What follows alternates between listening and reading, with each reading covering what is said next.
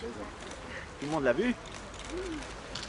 Un geste symbolique et un moment historique pour le diocèse de Lyon, seul en France, à construire une nouvelle église.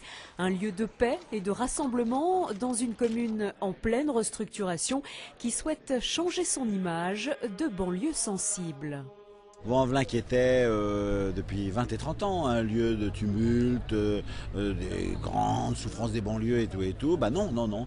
Vaux-en-Velin est un lieu de paix. Vaux-en-Velin est un lieu où on construit une église pour être artisan de paix, parce que Jésus a dit « Heureux les artisans de paix, ils seront appelés fils de Dieu ».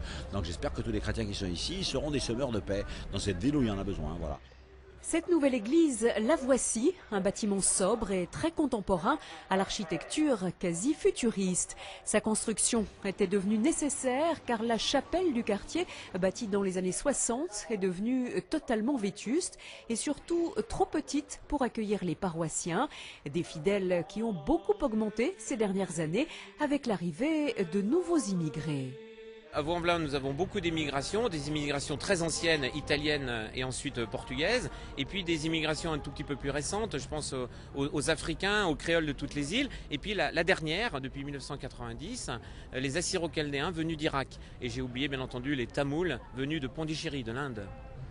Au total, ce sont quelques 25 nationalités qui se rassembleront ici autour d'une même religion. Tous les chrétiens viendront se retrouver ici.